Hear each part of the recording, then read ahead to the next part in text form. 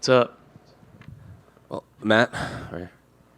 Another fight week here ahead of a Madison Square Garden fight. So I'm curious, old hat for you. You did this all last year, but what's been fight week? What's been preparation for you? Been like for you this camp? It's been amazing, man. I got two teammates on the card, Nazim and Dennis Bazooka. So it's like the energy at the gym has been unreal. We all feed off each other, and the slogan all camp has been "Not in our house." Madison Square Garden is our house.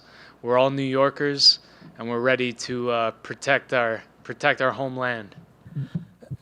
You're fighting Benoit Saint-Denis, who after his last performance in Paris, a lot of fans online, they're describing him as one of the most violent fighters just in the division. So I'm curious, when that name came across, a name that probably not a lot of people close to the top 15 or in the top 15 are taking, when his name came across, what went through your mind? It excited me. I was ready to fight anybody at MSG. But when they came with me with Benoit, that I got excited. That's what I want. I want to fight the boogeyman. I want to fight the guys that people don't want to fight. And, his nickname's the God of War, but I'm going to show the world that he's just a man. Were there any other names that came across you? Because obviously we just assumed you would be fighting Patty either on this card or December. And then I think fans are excited for this fight, but it just kind of came as a surprise. No names, but I was ready for anybody at Madison Square Garden, and I was hoping for, an exciting fight. And even rankings aside, I don't care about these rankings. I want the fights that excite me, and this fight does that. I'm curious, you're obviously riding this knockout streak, but before this streak, you weren't scoring a ton of knockouts outside, like early in your career you did. So I'm curious, what change in camp, if anything, has led to this string of knockouts that we hadn't really seen from you in the UFC? It has to be the godfather of MMA, Ray Longo himself, the legend. He wanted me to really dial in on my boxing, and we did that. I always joke around with Coach. I'm like, come on, I got too many weapons just for hands. But he really wanted me to focus on the sweet science. And, I put all my trust in him. I told him, make me the next Long Island champion. And what he says, I do. And he hasn't led me the wrong way yet. Well, kind of going off of that, a lot of your finishes have come with your back to the fence and your opponents coming at you. So what specifically about that did maybe Ray see that this might be the opening that you specifically could take advantage of? He always wants me to work on my awareness and being able to strike moving forward, backwards, and having good movement. And, we do movement every day. And just keep drilling in and training hard, and it's been paying off. Steamer, we're back here. Hey, what's going on, brother? How you doing? How you doing? So different story, same story, different day. Just like the Drew Dober fight, you are a heavy underdog going into this fight. Is this added incentive just to, kind of prove people wrong and make casinos lose their money and people betting against you lose their money? I've been an underdog my entire life. I thrive as the underdog, and I love it. I've been overachieving my entire life too. Nothing but hard work and grit. I was never the fastest. I was never the strongest, but I always worked my ass off and wanted it more. And that's what I am. That's who I am, and that's what I'm gonna do Saturday night. I saw you brought the boat with you, the best brother of all time, Cheese Roller. What advice did he give you, especially with such a layoff from May to now and fighting another monster, another tough opponent? What advice did he give to you and support? Oh, the Cheese Roller always makes me like videos and stuff and like breaks down my opponents, and then I always show Ray and just Ray like laughs it off. But I mean, he helps me out a lot.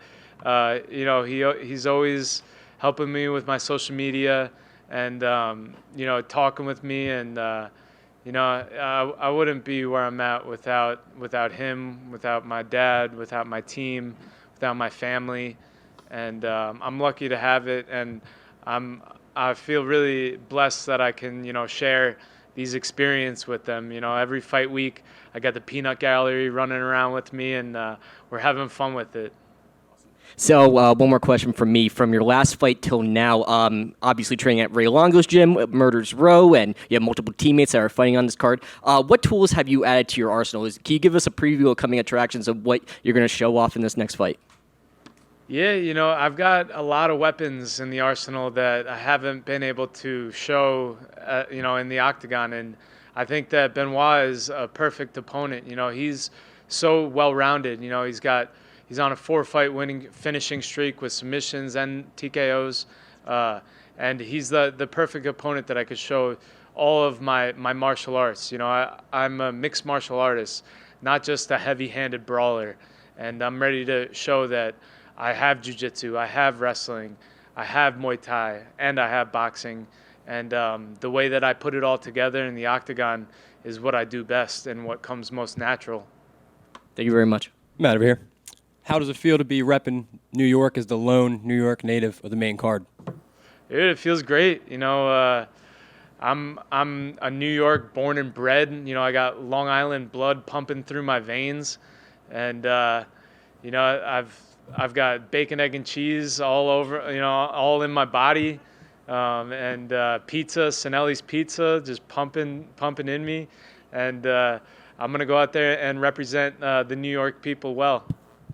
And then obviously, man, your opponent can take a lot of damage. I mean, his fight with EDS has been on display. The highlights of him just getting walked down and still standing. So you having knockout power, how do you go up against someone that can maybe take those punches over and over again? Like, what's the game plan if you're not able to shut his lights out?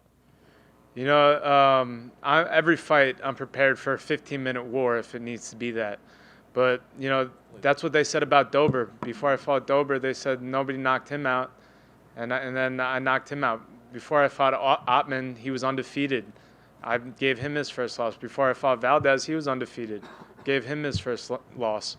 That's what I do. I show that the impossible is possible, and that's what I'm going to do Saturday night.